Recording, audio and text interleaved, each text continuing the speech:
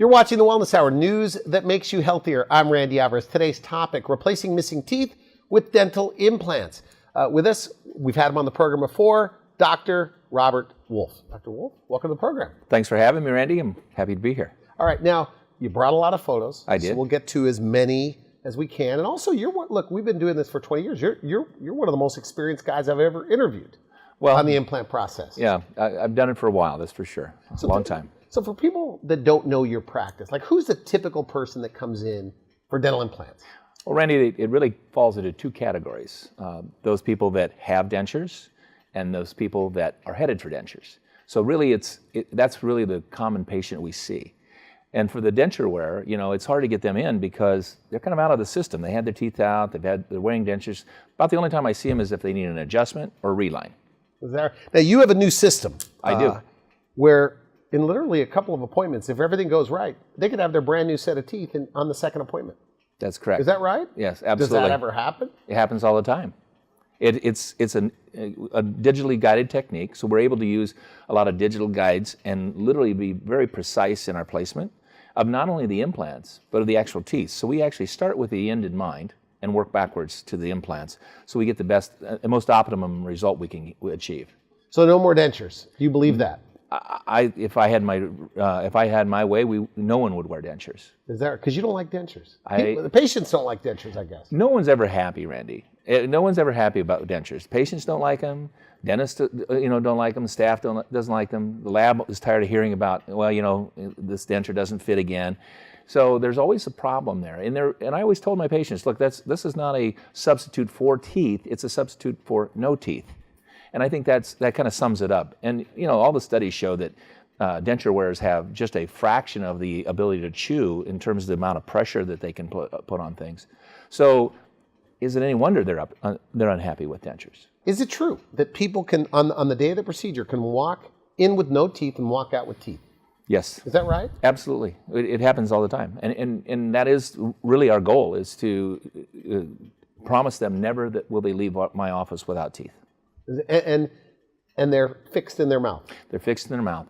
You get the odd, case where it's impossible because of the quality of bone. But today, that's very rare to have because of all the digital technology. The predictability goes very high, and so we very rarely see that anymore. Okay, good. Are there a lot of people? Look, you're practicing in the Orange County area. But yes. Are there a lot of people wearing dentures? Oh, yeah, like upper and lower dentures? Statistically, I believe that it depends on whose research you read. There's 30 million people in the U.S. that are edentulous, and there's another, I don't remember the exact number, but there's a lot of people that are set to lose their teeth. They're missing, 2, 3, 4, 5 teeth. Okay. So when you start missing teeth, then that puts more stress and strain on the other teeth, and what happens? They start breaking, falling out. Gum disease, all these kinds of problems contribute to future loss. So why aren't they all doing it? Like you say, denture, we've talked in the green room that you can help these denture wearers the most, but it's tough to get them in. It is tough to get them in. Why?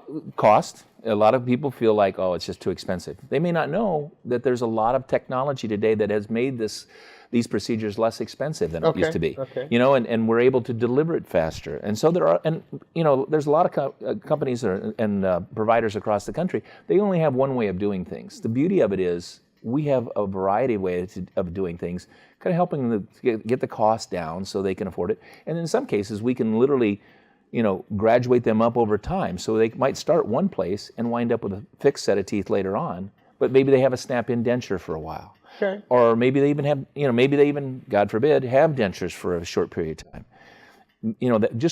Different ways to help them, get that smile they always wanted and get their life, in a situation where they're healthy and they're happy and they're confident. Now you have a center where, I guess how it's typically done is you go to one place that does the surgery, another place that puts the teeth on top, another place for the imaging. You do it all right there. Yes, we eliminate all that merry-go-round, as I like to call it. I used to do it that way, where I would refer it to, if you came in and you needed an implant, I'd refer it to an oral surgeon, periodontist. Then you'd come back to me, and then we'd refer you to a prosthodontist, a restorative specialist, and then there's the lab involved, and sometimes we'd have to refer you out just to get the scan or the 3D scan. I used to do it that way, but I don't do it that way anymore. There's no need to do it that way anymore. We do it all in one location right in Orange County. You teach the process, right? The system of how to do this quickly. Right. Well, and effectively. Effectively, how to communicate, well with your patients. And I find that a lot of the dental phobics and a lot of the people with fear of dentistry and the anxiety of dentistry, it's as much about not knowing what's going on as it is the procedure itself. Because in today's world, we can, people can be, sedated, while we're having this work done, so they really don't even know we're doing it. But even with the local anesthetics and all the improvements we've had over the years, dentistry is pretty comfortable. But for a lot of people, it's still, they're anxiety ridden when they come in because they feel like they don't know what's going on. So if we can explain in advance, okay, here's how we're going to do it, and here's what you can expect. And this is your specialty, by the way. Exactly. Right? Exactly. Now, you brought photos. What are we looking at here? This gentleman came in, and it's one of my favorite stories about success stories because he really had no idea how great he was going to look and how great his life was going to be after we got done. And you can see he has a difficult time, smiling. He was having a hard time chewing because he's missing so many teeth. And he'd been, like a lot of patients, around had a lot of different procedures. He'd had, teeth extracted. He'd had root canals, which later became extractions. He had partials, bridges, you name it, and he's still in this situation. And one of his chief complaints was he couldn't eat or drink anything that was above room temperature. So he couldn't enjoy one of his favorite things, ice cream. This guy loves ice cream. Okay. And, he's a pastor at one of the local churches. And so there's always, social functions that that he goes to and enjoys. And his options, dentures. And there's no way a guy like this is up in front of his congregation can run the risk of having, his denture slip during a sermon. And here's a guy, he comes in on the day of surgery, give him some light sedation, and he walks out with what you see on the after here. Nice. And obviously he's still learning how to smile again because for so long he didn't want to smile, and he didn't know how to smile. What do you mean learn to smile again? Well, the muscles of the face, the muscles of mastication and smiling and so forth, they change because the teeth, the jaws get closer together. They're because of missing teeth, broken teeth, loose teeth. So the person becomes very protective, and they actually become the great artists of the cover-up. Of hiding the teeth. Hiding the teeth, hiding their emotion, hiding their smile. And in his case, he had a lot of discomfort. Not everybody has discomfort. He had a lot of discomfort. So he was, just trying to, get through it. And now when you're talking about learning how to smile again, he's able to enjoy life. And he, as you can see, his eyes, in the picture, in his before picture, we didn't know what color his eyes were. Those are pretty bright blue eyes. Yeah. And also, looks more successful. He looks happier. He looks healthier. And I think that's really what we see all the time. We've talked, and I think when I first met you, I said, it's just teeth, though. Yeah. And it's more than just teeth to you. It changes the way people are. I mean, if you look at these before and after pictures, I've said this before to you. Yeah. Look at their eyes. In most cases, you see kind of pained eyes, and they're kind of squinting, and they're not very happy, and many times they're in pain. So why would they have that wide open eyes? But in the after pictures, always their eyes look better. So what can a guy like this eat? Does he have to take it easy a little bit? This guy can eat anything that he would want to enjoy. He eats steak. He loves steak. He eats pizza. And if you have a denture, try taking a bite of pizza and pulling it, to kind of tear it off. He doesn't have to cut it anymore with a knife and a fork. He can have his ice cream because his teeth are not sensitive. Yeah. I keep talking about his ice cream, but the guy, he loved ice cream. And he couldn't enjoy it because he couldn't have anything hot or cold. So it doesn't matter the temperature, whatever he wants to enjoy, he can enjoy. Okay, good. What should somebody look for in a dentist that's going to be doing dental implants for them, in your opinion? Well, you should always ask your dentist that's going to do this procedure, ask them to show you some before and after pictures of cases they've actually done. Not of ones that this is kind of what we can do. Ask them about what they have done. All right. To show the cases. Ask them how many they've done. Really? How long they've been doing this. It's fair game because look, this is your body, and you're asking somebody to totally recreate and put implants in their body, and put new teeth in. But see, we have a process where we start with the end in mind. So what does that mean? What that means is you see we use the pictures, full face pictures a lot. We use close-ups too, and all the other shots that we use. But it's the face that we have to put the teeth on, right? We have to put the teeth back where they belong. Most of the time I ask people, bring in pictures from when you were younger, when you had all your teeth and you had a natural smile. If you can find me some pictures, that would be great. And the reason we can do that is so we can actually use those and measure some of the, the key, points, of their smile and their face, and really start to analyze what we're going to do in the final and how we want that to look. Because when they were younger, and they had all their teeth and they're natural, and a lot of times they would smile uninhibited, right? Yeah. So you can catch them, laughing, or you can catch them smiling. And we have ways of doing that now, but it's so much easier to look at an old picture and then kind of translate that to the new picture. So we literally can put their teeth on their face, the new teeth on their face, and then basically work backwards to where the implants best support that. Now you say these people get, and I'm paraphrasing you slightly, but they get their teeth back and they have a new lease on life. Absolutely.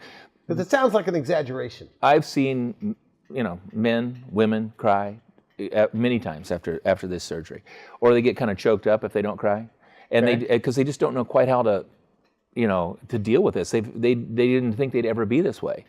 I had a lady in about a month ago, and when we put the teeth in, she didn't say anything. She just started bawling. Wow. And I said, "You okay?" She says, "I just never thought I'd look like this again." That's nice. And then when for that kind of thing, that's what makes going to work worth it for me. Here's another patient. All right. This lady came in a number of years ago now, and you see a lot of things going on in her mouth. She was totally unhappy with her smile. She was very embarrassed to, really go out in public a lot.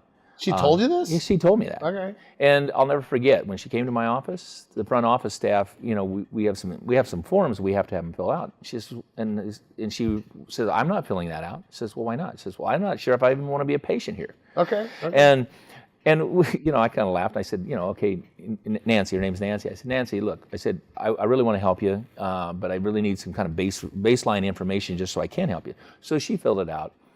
And basically, she explained that she was doing, at a local school, and she was doing part-time work and really wanted to get back out into the job market and improve herself. So she'd been a dental phobic. She was a dental phobic, and basically she hated going to the dental office, and that's how things had gotten the way they were. The decay everywhere, gum disease. She wasn't happy with just anything about her smile. So she would have had dentures if she didn't go to you. She might just be offered dentures. Yeah, and she had been offered dentures, but she knew about implants because she's a very bright lady, and she'd researched a lot online and really came in with a lot of good questions about dental implants, and so. I told her, I said, "Look, we can change this. You don't have to be like this. We can change this, and your life can be different going forward." In one afternoon, you see the after. It looks nice.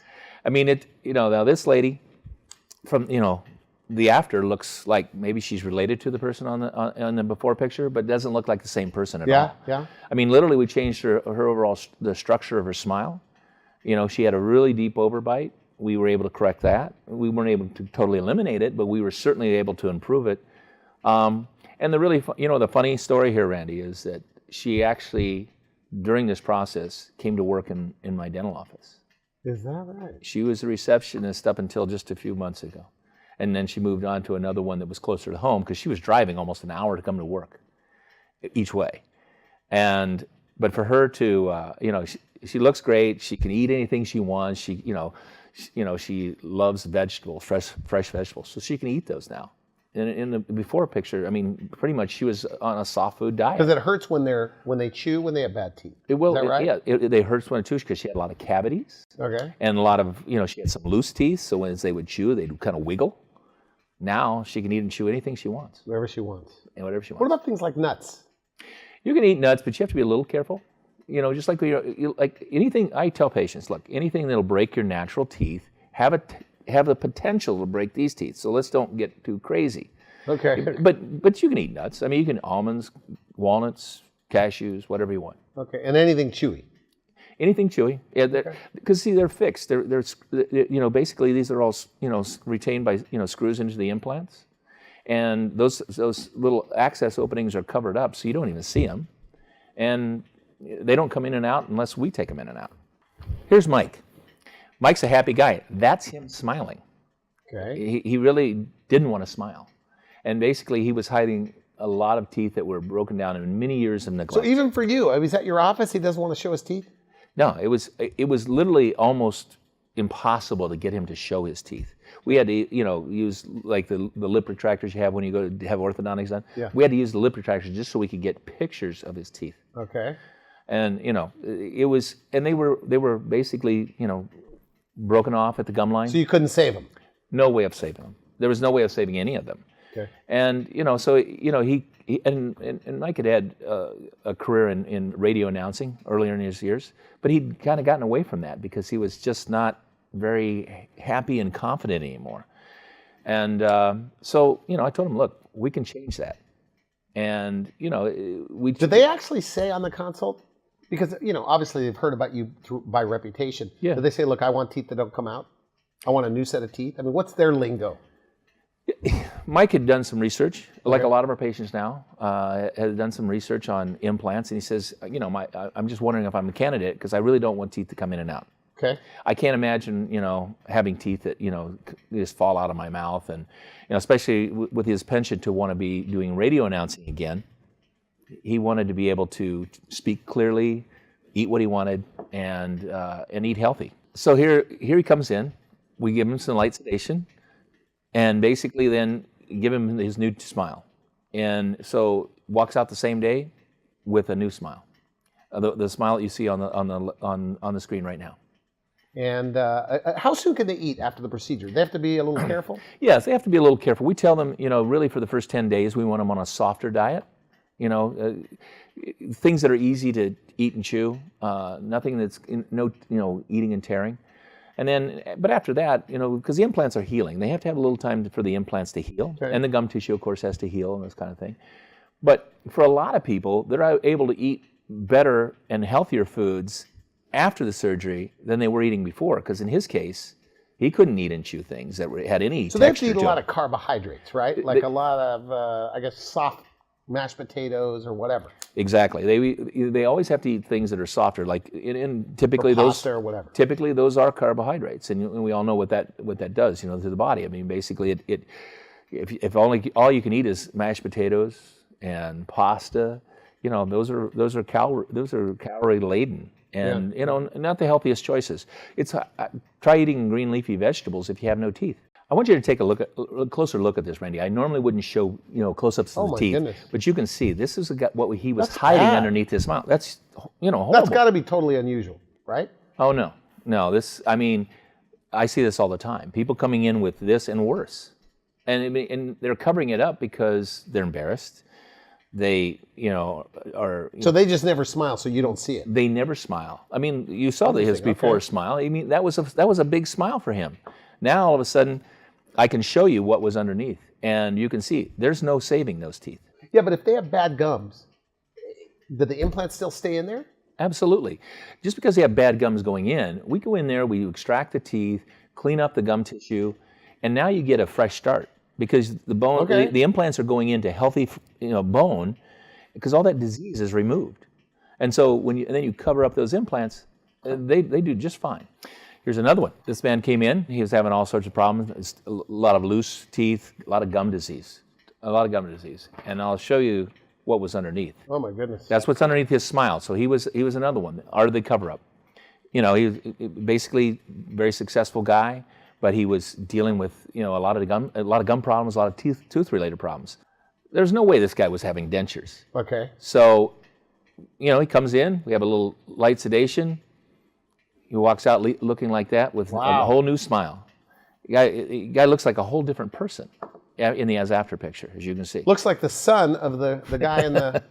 Without exaggeration, I mean, it looks like a different guy. Well, you know, a lot of people come in and they have gum disease, and you know, sometimes the spouses will kind of drag them in because it's like, hey, you know, I love you, but you're, you know, The breath is offensive, and they know that they're unhappy, and they know they're just not pleased with where they are in life, in terms of their smile, and they know they could be better. And look at this guy. I mean, he looks like a power magnet. So these look real. I mean, because you used to be a cosmetic dentist, right? I was a cosmetic dentist. I had a lot of advanced training. And so you're involved in the design? I'm absolutely. We're involved in the design, and a lot of that. There's a lot of preparation that goes in. This is no accident. Okay. There's a lot of preparation that goes on in advance of the surgery, so that we can deliver these kinds of smiles. And literally we plan with what the smile is going to look like first, and then we work backwards to where the implants fit. And so when we take the teeth out, we clean up the gum tissue, we put the implants in, cover them up. You get a new lease on life. Okay. Just like you can see here with this man. He's getting a new lease on life because he doesn't have gum disease anymore. He doesn't have bad breath anymore. He's able to eat and chew, steaks and pork chops and, whatever, eat salads and raw vegetables. It's pretty hard to do that when your teeth are wiggling when you're chewing. Very, very hard to do. So on a guy like this, what's the aftercare? Well, there's a lot, because you have to deal with a lot of compliments and going out to eat a lot. Okay. And so the cost goes up. But seriously, the maintenance of these is very simple. We still see them every 6 months. We give them specific things to do that to maintain them on a daily basis. Okay. But as long as they follow our instruction, those teeth are going to look like that for the rest of their life. Here's a gentleman that came in, had some broken teeth, discolored teeth naturally. They were tetracycline stain, and he's a sales guy. He was out in the field every day. But like a lot of people coming in, he had kind of low goals. He really didn't know how good it was going to be, because he really didn't know what we could do for him. Do you get excited on the consult sometimes? I mean, it's really like you go, boy, this is going to be good. Yeah, sometimes I have to control my enthusiasm, because I know what it's going to be. In his case, now, we didn't have to extract his teeth. We were actually able to restore these teeth with a series of veneers and crowns to totally change his whole mouth. He didn't need to have his teeth extracted. So that's the beauty, because here's a guy, because a lot of people come in, they may not need to have all their teeth removed in implants, but we can do that because we aren't just doing a full mouth removal all the time. We can do other things. Now we have to mention this, that Medicare, Medicaid doesn't cover this, and even the best dental insurance only covers a very small portion. So what's the answer? Well, we have financing in many cases. There's a lot of ways. People are financing this? Yeah, absolutely. We have a number of financing. In fact, there's a lot of new financing solutions on the horizon. Now we have time for a couple more. Okay. We're short on time. I'm not trying to rush you. Here's another one. Okay. This man came in having tremendous problems. And again, I want to show you what's underneath that smile, because I think it's worth seeing. Wow. And basically, a lot of problems. Couldn't chew, couldn't eat what he wanted. He really wanted a steak. He says, I want a steak, I really can't chew it very well because my teeth wiggle. And so again, light sedation, goes in, he walks out, that's what he's looking like. Nice. Here's another patient. All right. And she came in, her daughter was getting married. Okay. And she had an upper denture that was ill-fitting. And her lower teeth, she had 3 lower teeth left. That was it. And so she knew that there was going to be a lot of smiling and a lot of family in town that she hadn't seen forever. So she wanted to be able to smile in the pictures, look her best, feel her best, and basically dance up a storm she told me she was going to dance up a storm. So, okay. And here's what it looked like underneath that. Wow. I mean, you can see she was in trouble. How are you going to eat or chew anything with a situation like that? So again, sedated, and lightly sedated, comes in, in her case, we put a new upper denture in because she didn't have really good bone and we didn't have a lot of time. Like a cosmetic looking denture. A cosmetic looking denture and a lower all-on-4. So basically we were putting permanent teeth in the lower. We took out those 3 teeth that remained. So brand new full arch of teeth on the lower. Okay. Brand new full arch of teeth on the lower. And so now she's able to eat and chew, and you can see. Well, that's a big difference. Well, yeah, look at it. I mean, she looks so much younger. How old can you be to do this? The oldest patient that I've been associated with was 103. 103? Why would a 103-year-old want to do this? You want to know? Because she said she didn't want to be a snaggletooth old lady. Okay. That was her reason. She didn't want her great grandkids and her grandkids and her own kids and her family and friends to remember as a snaggletooth old lady. So you gave her what? Brand new teeth? Brand new teeth, upper and lower, brand new teeth. And she definitely should have done it before. Well, exactly, because I can say this. No matter, as long as you've got reasonable health. I mean, we spend a lot of time going through the health history and making sure that you're healthy so you can go through this procedure. But as long as you've got good solid bone, the implants will heal. So 80-year-olds, no problem. 80-year-olds, no problem. 90-year-olds, no problem. No problem. Again, you've got to be careful of the health problems. Here's another one. All right. And she came in and she was basically losing all of her teeth. She had a bridge in her front, and she'd had a lot of orthodontics over the years and a lot of dentistry. But it didn't matter because all of her teeth were falling out. And she just couldn't imagine herself with dentures. So, light sedation, one-day surgery, and that's what you see afterwards. We're able to change, and she had a little bit of an underbite, so we were able to switch that so it was more of a normal bite. And you can see in the picture, you could kind of see that in the picture, but she had a pretty severe underbite, even after all the orthodontics. So we were able to change that around in the surgery and actually give her a normal-looking smile. She does look a lot younger. I saw her the other day, and she had a big smile. She's like a real jokester. She comes in and she lights up the whole office. And she was looking great, and this is like 3 or 4 years later. Did they tell you eating stories at all, or? Absolutely. She's able to eat and chew. She loved granola. Well, that wasn't happening with her other teeth because they would move around and she would break things. So she eats whatever granola she wants, or steaks, or anything that Final you enjoy. message. Yes. Somebody is watching this, and for whatever reason, they're still skeptical. Maybe they're headed to a denture, or they're currently wearing a denture, but for whatever reason, they're afraid. What do you say to them? I would invite them in. We have a free consultation. We'll take a 3D scan. You should know your options. You should know what's out there. And we'll even offer them financing. Okay, and people are financing this. Absolutely. Routinely. Absolutely. I mean, look, it's a big investment, but it's also a huge life change. And so we have solutions, and I always tell people, look, we've always seen something worse. The chances are we can help you in some way. Okay, good. I want to thank you for coming to the show. Thank Great you so stuff. much. Good to see you, Randy. You've been watching the Wellness Hour, news that makes you healthier. I'm Randy Alvarez. For now, I wish you good health. Thanks for watching the Wellness Hour, the leader in medical news with your host, Randy Alvarez, the authority on health issues.